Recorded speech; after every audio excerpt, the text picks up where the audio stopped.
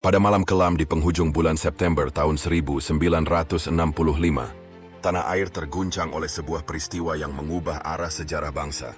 Sejumlah jenderal hilang nyawa dalam sebuah operasi misterius yang kemudian dikenal sebagai Gerakan 30 September. Dari titik inilah bara kekacauan menyala, membakar negeri dengan api kecurigaan dan dendam. Partai Komunis Indonesia dituduh sebagai dalang. Meski kebenaran tentang siapa sebenarnya yang menggerakkan peristiwa itu masih menjadi perdebatan hingga kini.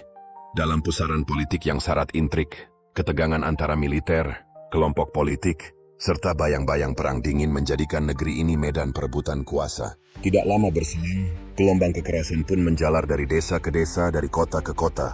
Ratusan ribu, bahkan mungkin jutaan jiwa dituduh tanpa bukti, dicap musuh bangsa, dan banyak yang tak pernah kembali. Di Jawa, Bali, Sumatera, hingga Sulawesi, tanah dan sungai menjadi saksi bisu dari tragedi yang menorehkan luka mendalam. Ribuan lainnya dijebloskan ke penjara tanpa pernah diadili, hidup bertahun-tahun sebagai tahanan dalam bayang ketidakpastian. Ketika Orde Baru berdiri kokoh di bawah pimpinan Soeharto, sebuah narasi tunggal dipaksakan.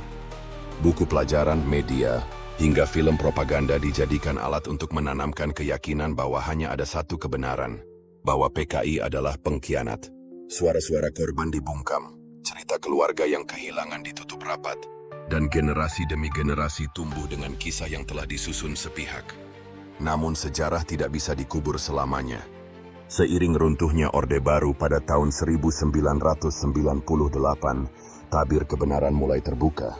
Arsip-arsip rahasia dari negeri asing dideklasifikasi, penelitian akademik diterbitkan, dan suara para penyintas berani muncul ke permukaan. Karya-karya ilmiah dari John Rosa, Geoffrey Robinson, serta Robert Cribb menyingkap lapisan sejarah yang lama tersembunyi. Dokumenter internasional seperti The Act of Killing dan The Look of Silence mengguncang dunia, memperlihatkan wajah pelaku sekaligus luka batin korban.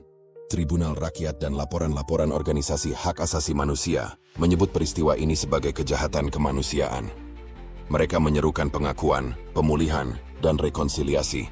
Namun hingga kini, bayang-bayang tragedi itu masih terasa. Korban dan keluarga masih membawa stigma, dan bangsa ini masih bergulat dengan ingatan yang terpecah. Tragedi 6566 bukan sekadar catatan tentang perebutan kekuasaan, melainkan juga kisah tentang manusia, tentang luka kolektif yang diwariskan lintas generasi, dan tentang keberanian untuk menyingkap kebenaran.